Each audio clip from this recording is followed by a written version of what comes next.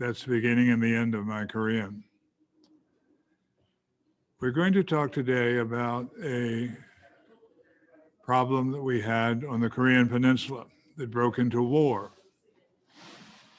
At the end of World War II, given that the Soviets had agreed to join us in the Pacific War, Russian soldiers came down into Korea and they took the northern part, and we entered the Korean Peninsula to take the surrender of the Japanese army that was there. So both then allies, took the surrender of the occupying Japanese. We left rapidly. Our soldiers had rebelled against even going into other places because they considered the war to be over.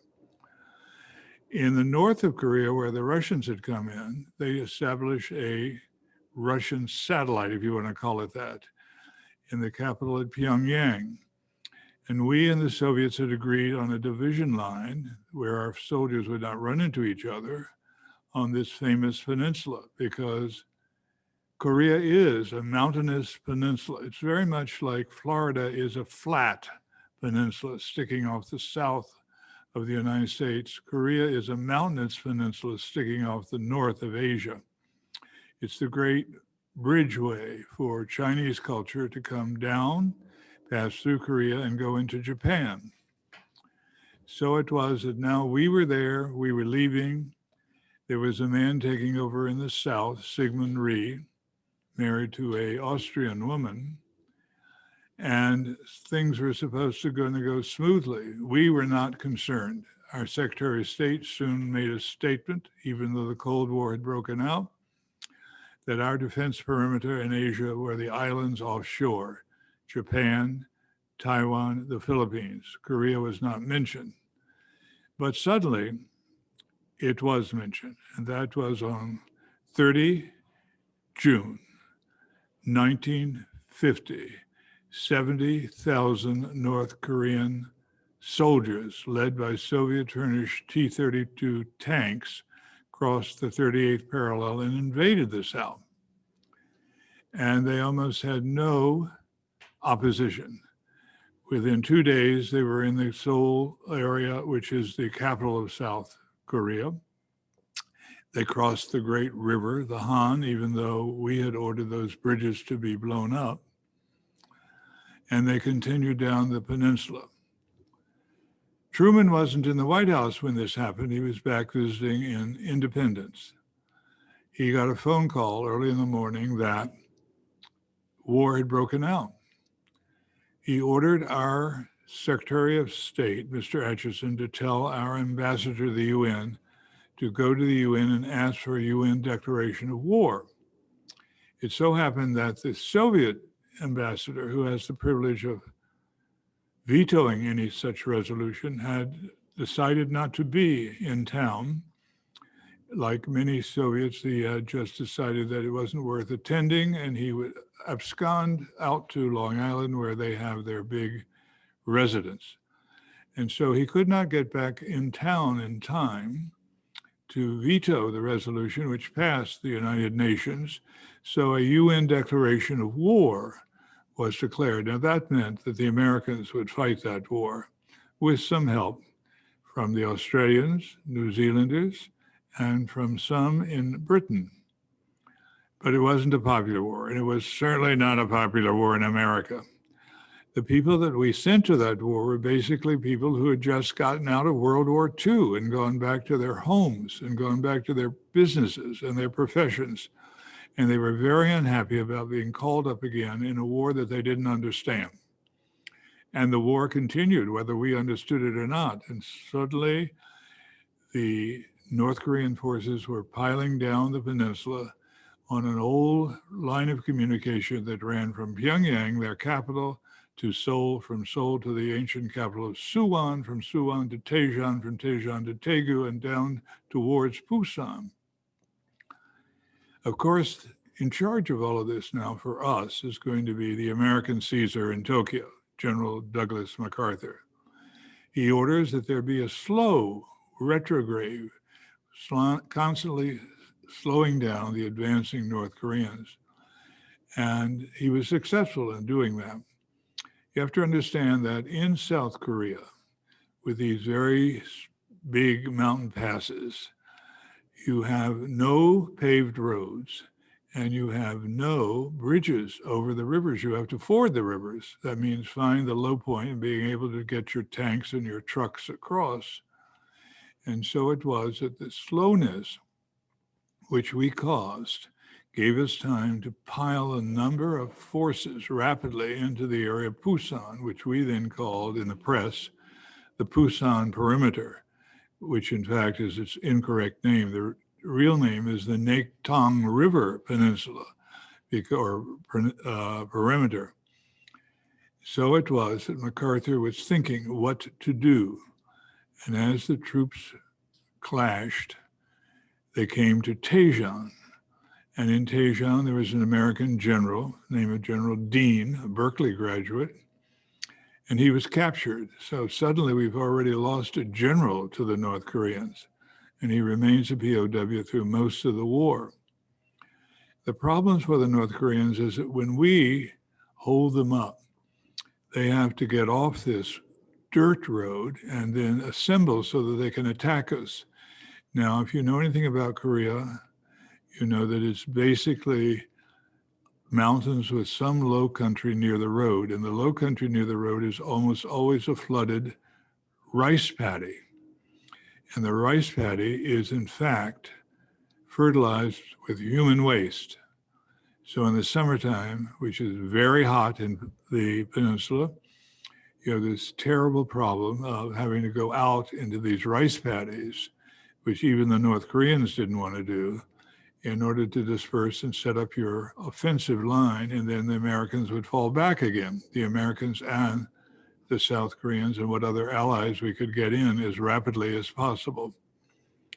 So it is that we are going down a historic route that's known to these Korean people for years. And in fact, their great capital at Seoul will be destroyed 4 times during this 2 years of combat. First, destroyed by the advancing North Koreans, then destroyed again the next year as we advance back up and take Seoul. We blow it up again. And then when the Chinese come in later in the war and they come down, they blow it up again. And then we take it away from the Chinese and blow it up again. So Seoul has been destroyed 4 times in 2 years. It's in total ruin, which is amazing today because we have a book that describes the rebuilding of this area as a high-tech center. If you've ever heard of Samsung, you're talking about a Korean firm that's has a world reputation. And so it is that you get your forces down and around the Naktong River perimeter, and you're ready to close in on Douglas MacArthur's forces. And what he has been waiting for is to get enough force there to do an end run. And he sends the plan back to Washington, and his plan is to take a huge amphibious group and to leave this southernmost city of Pusan and sail around the bottom of the peninsula and up the west coast to land at Incheon, which is the port city for Seoul itself, cutting the line of communication to all these communist forces, if you want to call it that, in the south. And he explains it to the chiefs of staff, and they describe it as incredibly impossible. It would not work. It's badly considered. They strongly recommend against it. And he hears them through, and then he sends a message saying, that's all very fine, but I'm going to do it anyway. And by golly, he does. He sends his force around the peninsula by ship. He uses the great U.S. Navy battleship, the USS Missouri, which everybody knows will go aground. Because at the area of Incheon, there are 3 places on Earth that have these enormous tidal surges. Incheon is one. The coast of Canada, not far from Campobello, is another.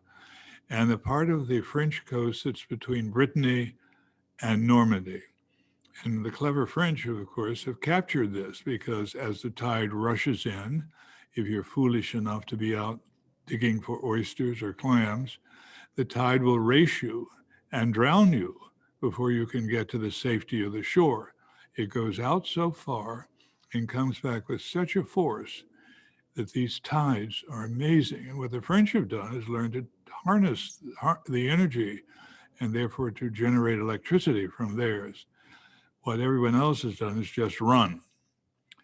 And so now you have the battleship Missouri being used as a huge platform to fire at what is the area of Incheon and all the way with its huge guns that can reach the outskirts of Seoul, the capital, some 60 miles away. And it's a success. It unbelievably is a success. MacArthur strikes again, just like he did with his island hopping in the World War II in the Pacific. He has hopped around the side of this enormously peninsular mountainous area. And his people are ashore and they're racing towards Seoul. And when they get to Seoul, they're able to cut the line of communication for supplies to the communists in the far south. And that group then withers on the vine. They surrender, and suddenly we are in control again due to the genius of General MacArthur. Now, the question is what to do. And in MacArthur's case, he had made it a manifesto. Always, there is no substitute for victory. And so he continues to march north with his forces. He's still in Tokyo. He's just sending orders. And the American and the UN forces cross the 38th parallel. So now we are invading North Korea. We go all the way up and we take their capital, Pyongyang. We continue north. There is in China at that time a very well-trained, highly educated minister, Zhou Enlai. Zhou Enlai sends a message that he wants to get across to the Americans. So he gives it to the Indian ambassador at the UN and tells him to warn the Americans not to approach the Chinese border. The Chinese border with Korea is the Yalu River. We pay no attention. We arrive in time for Christmas on the Yalu. And soon MacArthur is announcing that we will be home in America by another Christmas. Unfortunately for MacArthur,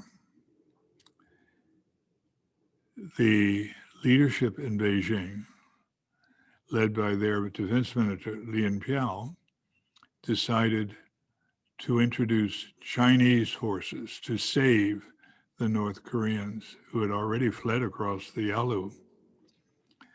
And so suddenly, there are reports coming from these American troops that are arriving on the Yalu that they're taking Chinese prisoners. In fact, the Chinese had infiltrated between our lines and were behind us now. And suddenly it becomes clear that we have been outflanked in every direction and we will have to withdraw. And winter is coming.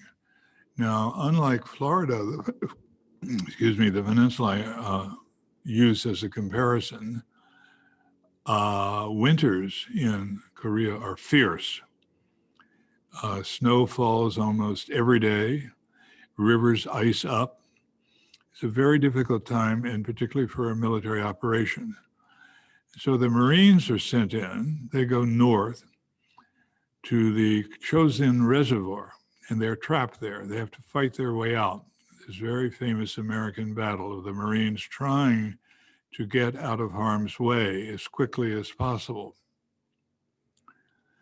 And things go worse, and they still go worse. Now, the American Caesar had once, in the time of victory, gone to Wake Island to meet Harry Truman.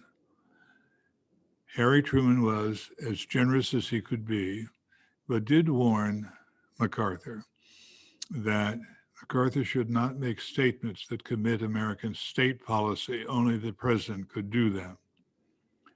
As far as MacArthur was concerned, he was talking to a haberdasher, a man who was an accidental president, and he paid no attention. So now MacArthur's in a fit because his forces are withdrawing. They're not advancing. In fact, we're losing, not winning. And in fact, we're being pushed back all the way to the 38th parallel. Pyongyang is now going to take Seoul one more time. We're going to blow up the bridges on the Han River one more time. It's a very tenacious moment. And so it is that MacArthur again announces there is no substitute for victory. He can't seem to have his way. So he writes a letter to a Republican congressman by the name of Martin. And Martin reads the letter into the congressional record. And the record basically shows that the American commander, very popular man, Douglas MacArthur, is not satisfied with the leadership he's getting from the White House. That was the moment that broke the camel's back. A cable was sent from the White House to MacArthur's headquarters in Tokyo. MacArthur was at dinner with his wife. His aide came in, announced that there was an immediate cable out of the White House. MacArthur said, "Read it."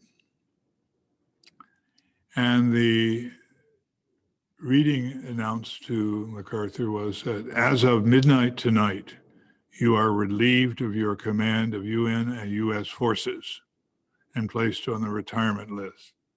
So MacArthur was fired. He returns to the United States for a tumultuous greeting from the American people. He had a ticker tape parade down Fifth Avenue in New York. Congress invited him to speak. He gave his famous "old soldiers never die, they just fade away" speech. And then he went off to his retirement, later to go to West Point to give his famous other speech, Duty, Honor, Country. The reaction in the United States was strongly, very strongly in favor of MacArthur and very negative towards Truman. And yet Truman held his own. He replaced MacArthur with a general by the name of Ridgway.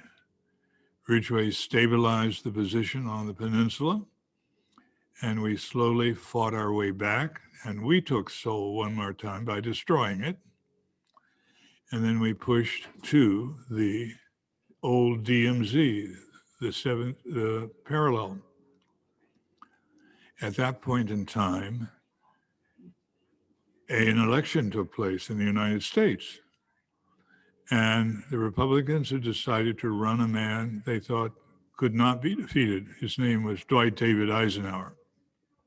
He did, in fact, win, beating the one man who probably would have been the best suited for the job, the great Adlai Stevenson. Nevertheless, Eisenhower is president. Eisenhower begins to send the message that was the message MacArthur wanted to hear, which was there was a possibility of using nuclear weapons.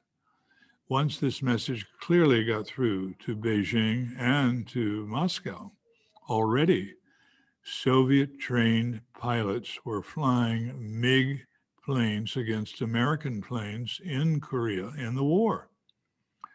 So it's obvious that this could spread to the two communist giants, either China or China and Russia. So it was that the war came to an end. And it has never been signed as a peace treaty. It was just an armistice. It's the armistice that is talked about to this very day. One of the things that the current North Korean leader wants is a permanent peace treaty with the United States. In the process, though, you need to know something about the Korean people. Strong-willed, defiant and determined, with a rich and long history. While this will make unhappy the German speakers in my audience, actually the Korean people discovered movable type before Gutenberg. And they celebrate it in Korea to this very day. Not only did they do that, to the great disgust of the American South, they were the first to launch a ironclad ship at sea. And with that ironclad ship, they defeated an invasion force led by the Shogun Hideyoshi from Japan.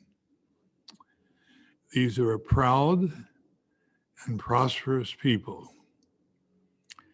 They make many desired objects. One is that they make a porcelain like nobody else makes. It's celadon, an apple green, much admired by Chinese emperors who asked for it as tribute. Since China never controlled the Korean peninsula, that treated it as a tribute territory. And the Koreans sent much celadon to China, along with the strangest desire of many people. There is some view that Korean women are absolutely beautiful. So every 10 years, the emperor in Beijing would require 1,000 Korean virgins be sent to him. And this was done. Unfortunately, that also marks a very bad day in Korean relations with Japan, because during World War II, the Japanese, now occupying the Korean peninsula, took as a group of young Korean women that are called comfort women and put them in bordellos in South and Southeast Asia to service the Japanese troops that were there. This has soured Korean-Japanese relations to this very day. It rankles both Seoul and Pyongyang, this affront to their dignity by Tokyo, and is a black mark on the Tokyo regime of General Tojo. So I've given you some feeling for this period in time, the glorious history of the Korean people. Today, there are many Koreans here in California. They make wonderful movies. We made wonderful movies about the Korean War. Mishner wrote a great book, The Guns of Tokori, starring Grace Kelly and William Holden. We made another film, Pork Chop Hill, with Gregory Peck. We also imported from Korea one of the greatest opera songbirds of the world, who sings the famous song of the Korean people, Adedong.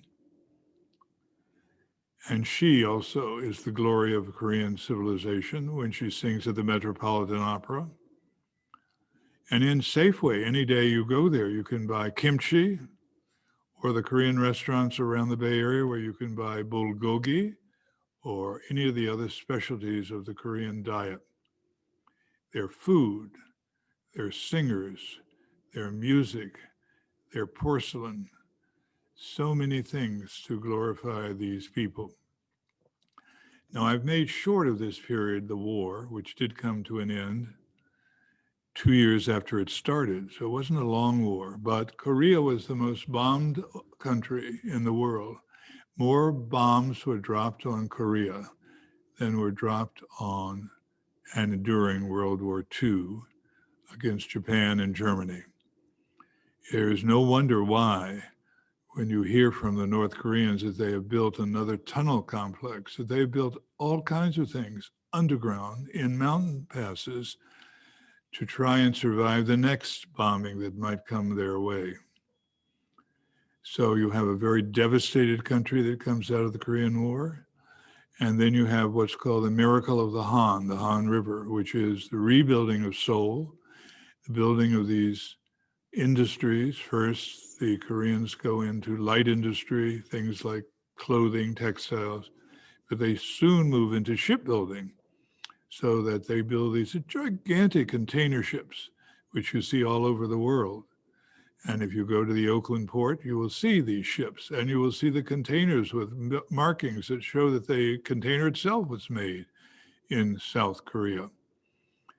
A very industrious, prosperous country at which we are still at war because we didn't sign a peace treaty. We only signed the armistice. Now, very quickly, because we don't have much time, I wanted to tell you that that was the first, after World War II, Pacific War, and a very unpopular one at that. But then there's soon to be an even more unpopular war. It's called Vietnam.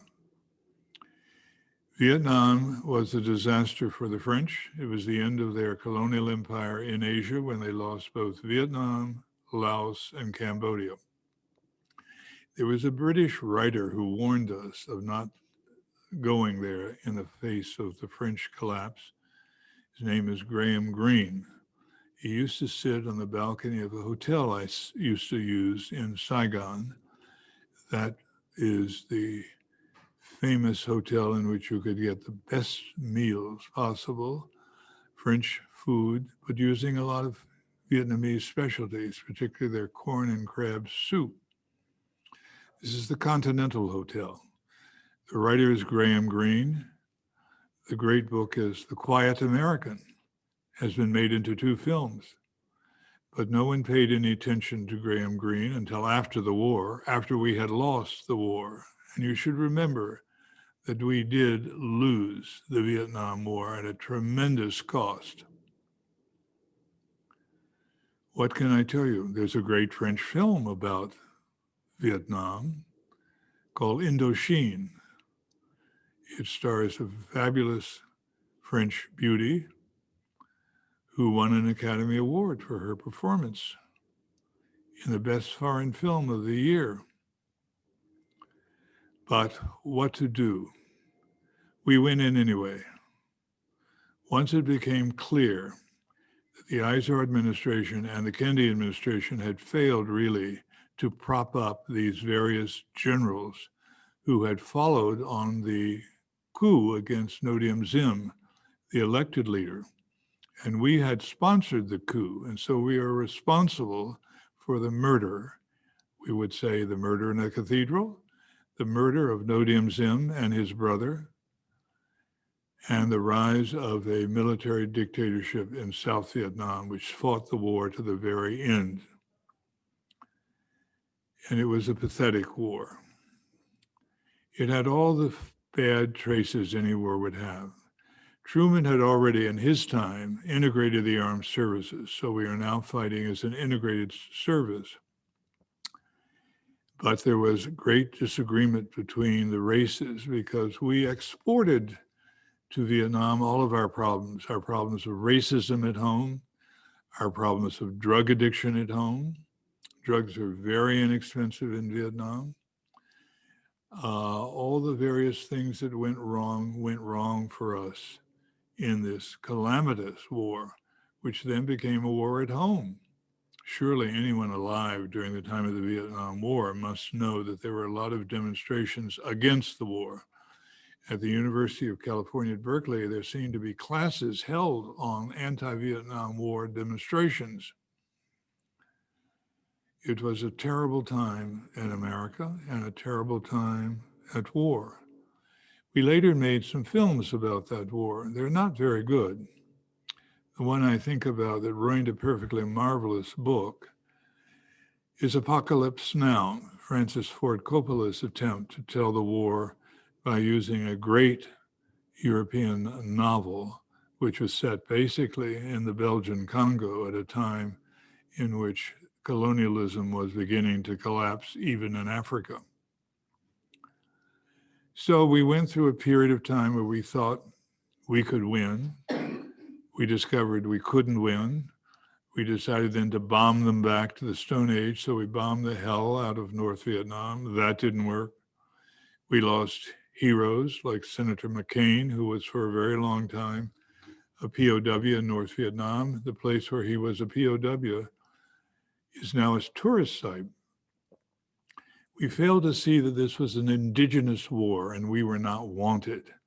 This was a war of national liberation. The Vietnamese people, whether they were right or wrong, had the right to choose which way they wanted to go. And so it was that Ho Chi Minh captured their imagination, excuse me, and led the North to victory. He developed at a long and expensive way the Ho Chi Minh Trail, which brought all the supplies down from the north to the south. He and his famous general, General Giap, had won an earlier war against a battle against the French. And that battle led to the French requesting a withdrawal. It's a very beautiful book. Hell Has No Afternoon. I can't remember its full title now, but it's by a wonderful journalist named Bernard Fall. Hell is a very small place, I think is what it's called. And in the process of winning, they thought that they would win the whole war. But in fact, at Geneva, conniving by the Americans and the French, we set up two Vietnams, a South Vietnam and a North Vietnam.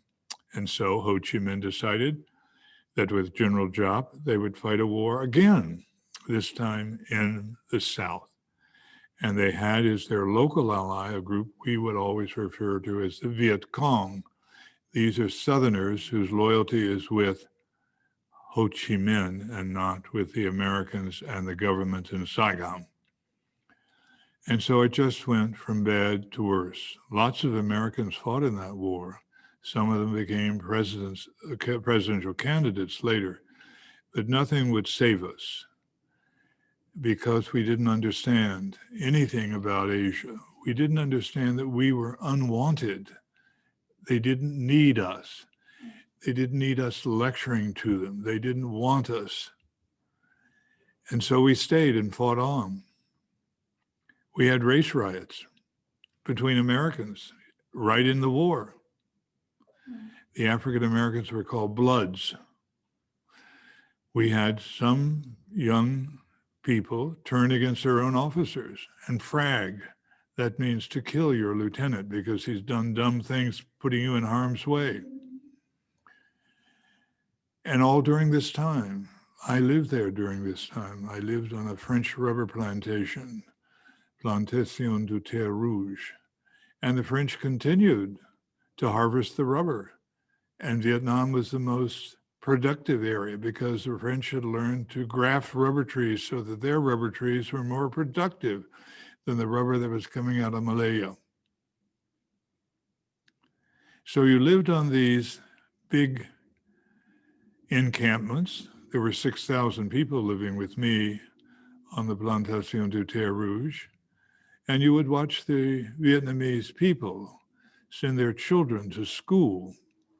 They were all going to French schools, learning to speak French, because if you could pass the worldwide test called the BAC, then you were guaranteed a seat in a French university. And to this very day, if you go to Paris, there's a huge part of Paris where the Vietnamese live. It's an amazing story of an amazing place. And of course, we would blow everything up. If we couldn't get to them, we instituted a process called harassment and interdiction, which meant we wouldn't go out at night, God forbid, we'd get killed. So we stayed on our base camps. But our big artillery pieces, like the 155 howitzers, would fire all night long at pre-positions that we had the 6-digit coordinates for. And these were always passes, movement areas between rice paddies that we thought the Viet Cong were using. So all night long, we would be firing away at these empty spaces. And occasionally they would fire back. They received from the Russians 122 millimeter missiles. They received from the Chinese 107 millimeter missiles.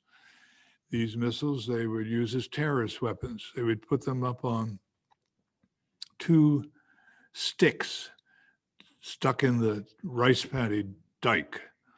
And then they just aim it at a base camp, which they could see because we were lit up like a Christmas tree. And they'd put a timer on it. What was the timer? Usually a Timex watch. Where did they get Timex watches in the middle of Vietnam? There was a part of Saigon where people went on vacation or leave or whatever you want to call it, R&R. And there was a street called Trudeau Street. And on that street, you could meet very beautiful young Vietnamese girls. And some of them worked for the Viet Cong. And so they'd ask of their GI boyfriend for a watch.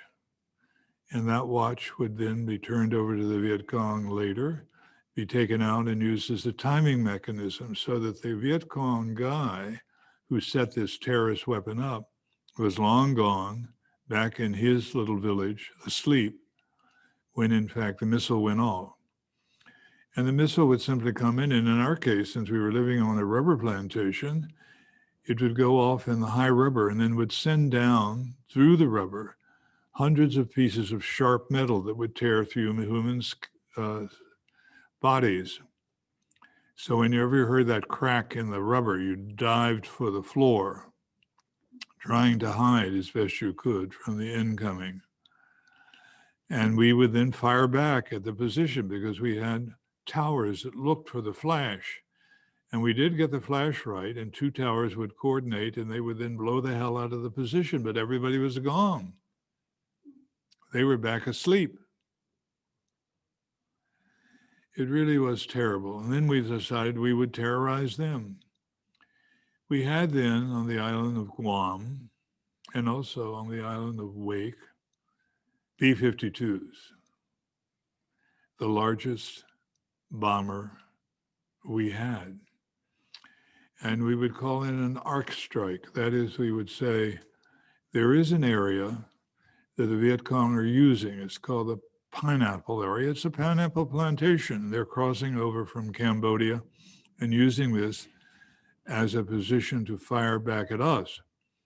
So the B-52s would take off and the arc strike would then blow the hell out of the pineapple plantation.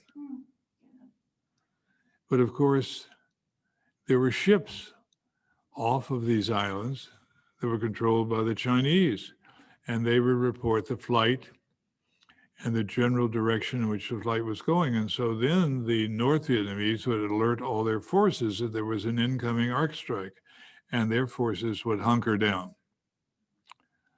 So these $50,000 B-52 strikes would generally end up killing nobody. I remember once briefing General Abrams, and I tried to make it as clear as possible without infuriating him. He had replaced the idiot who had been the commander of U.S. Forces Vietnam, General Westmoreland. And Abrams knew we were losing the war, but didn't know what to do about it. And so in my briefing, I would simply point out that there had been an arc strike in the area of the Pineapple, which was in the area of the 25th Infantry Division's TAOI, Theater of Area of Operations.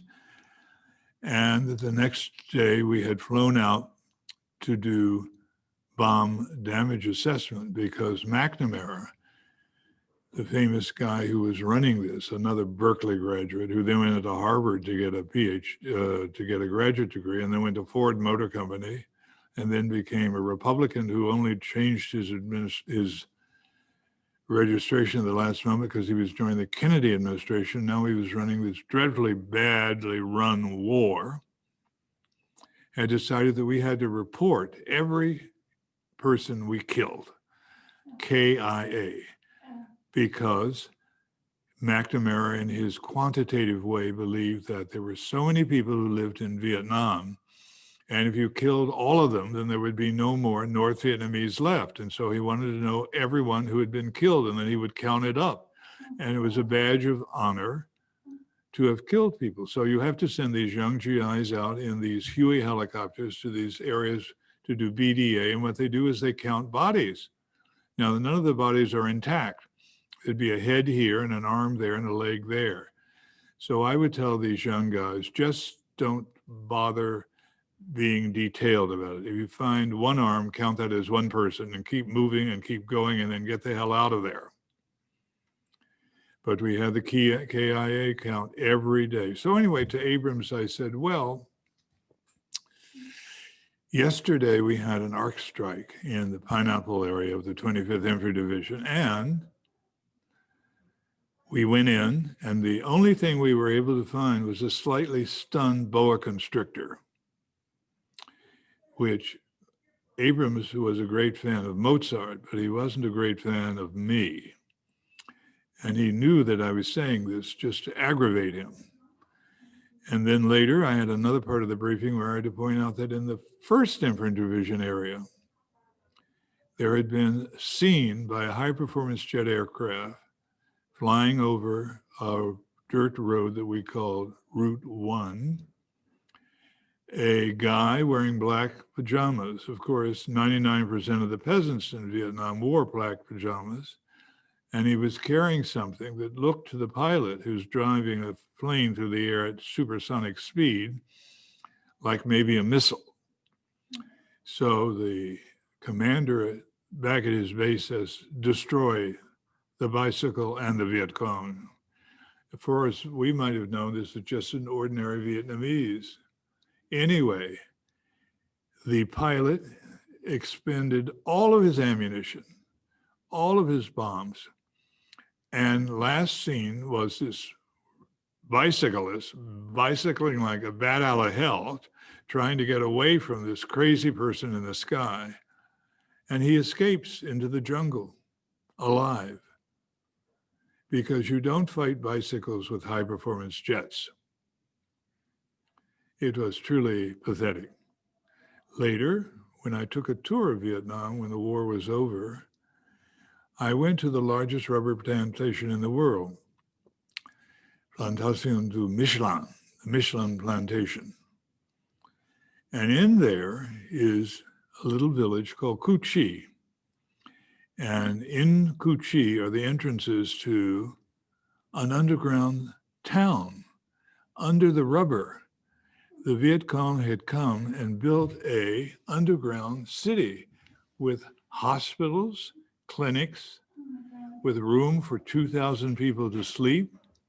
It was the most amazing creation that they had been successful in doing right under our nose. And then, because they knew we had a lot of high tech, we had a machine that would fly in a helicopter, and the machine would smell smoke. And if it picked up the smoke, it would indicate that there was a fire. And maybe that was some Viet Cong unit that was, in fact, cooking some food. And so you should bomb it. Well, the Viet Cong caught on to that. So they would remote, using bamboo rods, the smoke that came out from the Cu Chi tunnels far, far away. So you'd blow up a little rubber tree. By the way, you had to pay the French for every tree you destroyed or damaged, all during the war. What a war. What a waste. What a tragedy for us and for the Vietnamese people. And then, of course, Johnson tries desperately then to get peace. He sends a peace mission. Then he's betrayed by his best friend. His friend was an American lawyer. Another one of the reasons not to trust lawyers, I guess. Tommy the Cork, who had been Thomas Corcoran, the famous man who came down from Harvard to write the Security Exchange Commission Act for FDR, had gone on to be a very rich and very powerful lawyer in Washington. And then he became, when his beautiful young wife committed suicide, he became the lover of the very famous Dragon Lady. Dragon ladies always caused Americans trouble. Not just Terry and the Pirates, the real Dragon Lady, but Madame Nhu from Vietnam, Madame Chiang Kai-shek, and now Madame Chennault. Madame Chennault was Tommy's lover. They often dined with the Johnsons in the White House because Corcoran, Youngman, and Rowe was Johnson's private law firm. But it turned out that once Johnson released classified information, which presidents are fabulously famous for, stupid as they can be, that he was sending a peace mission to Paris to see and work out some peace negotiations for Vietnam, which was killing them. The streets were going wild. He had already had a group of the wise men come and meet with him. These were senior members of former Democratic and Republican administrations. And they told him to his face that no matter what the cost, he had to get out of the war because it was tearing the country apart. And so now he's trying it. And so that displeases Madame Chenault, who's a virulent anti-communist, as all these dragon ladies were. She goes home to her famous apartment in the Watergate apartment house, another famous, infamous place. And she calls the Vietnamese ambassador to the United States and tells him that Johnson is thinking about selling them out through a peace agreement. And therefore he, the ambassador, should warn President Tu, now another general now running Saigon, not to agree to negotiations, to hold out, because Nixon is likely to win the next election and Nixon will play tough.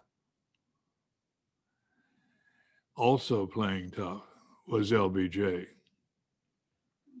Somehow he had a feeling that there were traitors in his inner circle, and he, way ahead of Nixon, ordered the FBI to tape, that is, to first set up a taping mechanism in the White House under the desk of the president, and then himself to wiretap all phone calls of anyone who has anything to do with the White House. So, of course, this phone call of Madame Chenault becomes known to LBJ. And immediately, Madame Chenault and Tommy the Cork are dropped from the invitation list and don't even get a Christmas card, because Johnson feels, and he was betrayed, and he felt betrayed, and he felt cornered, and he was cornered, and he didn't know how to get out. And of course, he is going to be the reason why, just like Truman and his war was the reason why, the Republicans are going to come to power. And it's an unusual Republican. Richard Mulhouse Nixon will be president of the United States, and he will negotiate a peace treaty, which basically means we'll surrender, we'll get out, we'll do anything, just get the hell out of this damnable war. And of course, once we did that, the North broke all of its promises that they'd made in Paris. They immediately sent a armored force right down. You know, the Vietnamese coast is long and difficult. It's as long as the distance between Boston and Miami. And it's dominated by two geographic features. In the north, a river, the Red River, Song Rouge, and in the south, the Mekong, or for Saigon, the Song Saigon. And so you have a force, a very large force now. The Americans are gone. We've taken what we can out. We're waiting for the POWs to come back. We are getting our soon-to-be senator back. And the South is going to fall. We captured it all on TV. Suddenly, the North Vietnamese forces were in Saigon, at the outskirts of Saigon, the city where we had launched a coup that led to the murder of Ngo Dinh Diem, the elected president, that we were complicit in his murder. Now the North Vietnamese were there preparing to murder as many as they could of the Southern leadership. And so the Southern leadership ran to the American embassy and climbed onto the roof. And from the roof, they climbed into the whatever helicopter they could grab hold of and were taken offshore, where there were a couple of American aircraft carriers who were now full of people who were leaving as best they could the country that they knew. It was a tragedy. And as you watch the TV cameras, you watch the American sailors not knowing what else to do. They pushed all these expensive American helicopters off the side of the aircraft carrier to make room for more refugees. And then when we were gone, the Vietnamese still, who had been with us in the South, particularly the millions that were Roman Catholic, decided that life was hell and they would leave any way they could. And they left as boat people. They went to the Philippines. They went on to the open Pacific. They got as far as Hong Kong. The great California novelist, Joan Didion, saw these people in Hong Kong, living by their wits, totally bereft of everything, bedraggled and despairing. And she wrote beautifully of them. And she said she was watching a liquid Auschwitz, not a term to be used lightly by an American writer. And so this most disastrous war came to a close. It had destroyed a presidency, Johnson's. It had given the White House to a Republican, Mr. Richard Milhouse Nixon, who himself is going to go down to a terrible end through Watergate. It was one of the reasons in the 70s why America was so despairing. We had lost abroad in Vietnam and we had lost at home at Watergate. Was there no hope for us? And ever since then, people have been saying, like the Bushes, when they had their fiasco in Iraq, they still thought it was a victory and they called it, this is a payback for Vietnam. There's no payback for Vietnam. Even the French understand that. Catherine Deneuve, the great star of Indochine, understood that. Sumi Jo, even probably as a great opera singer from Korea, understands the tragedy of the Korean people.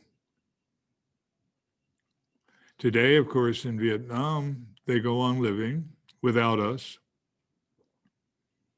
They have recognized us. We have an ambassador there now. But there's a difference. And you can meet these people here in California very easily. There are many Korean restaurants serving wonderful food here in the Bay Area. I think every nail salon that I've ever seen is run by Vietnamese people. Vietnamese settled heavily in the LA area and also settled heavily in the Texas area. In both areas, they had hoped to become fishermen again. They knew that the waters off of California and off of Texas were rich in fish. And so they made their living that way. And they are very wonderful people. In the case of the Vietnamese, they have been given permission by their government now in Hanoi, to return to Vietnam to dig up the bones of their relatives and bring them back to bury them in the Los Angeles area, because the sense of family and destiny is strong with these people, even though they make their way now among us as citizens. Two tragic, tragic wars, Vietnam, Korea,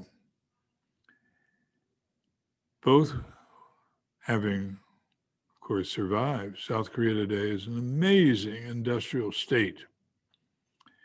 It was able to become modern overnight when General Park took over the country. He industrialized it in one generation. He took people off the soil, trained them, put them into factories, and they suddenly were making things and making them better than anyone nearby and selling them abroad.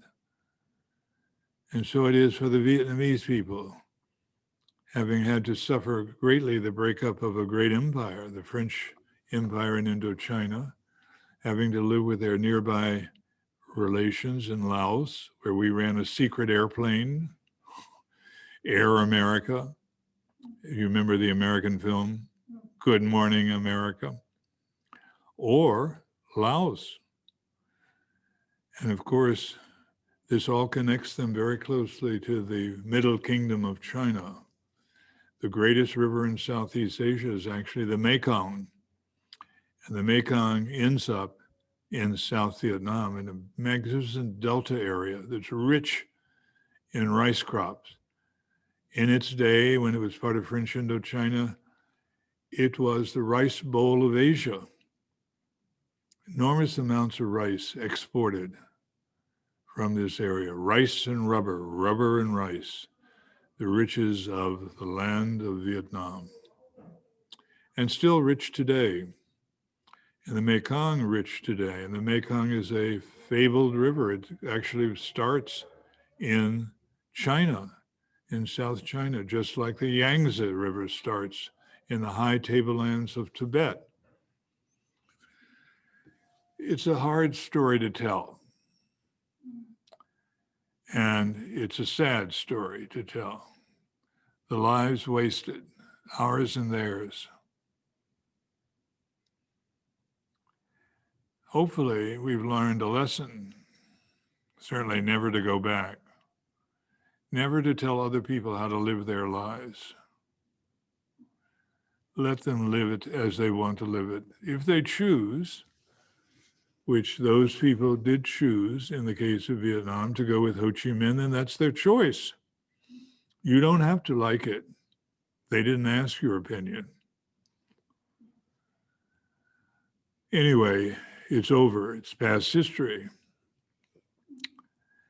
When we come back the next time, we'll talk of our early American history. We had 2 wars right at the beginning. We were warlike people.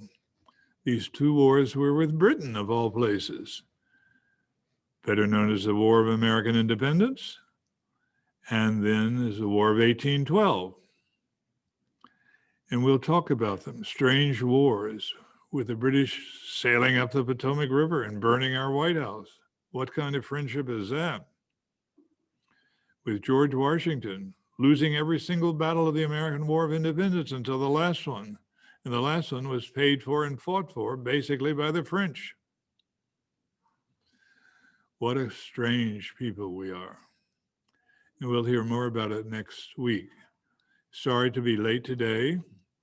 Thank you for joining me. Stay well and have a nice week. Thank you.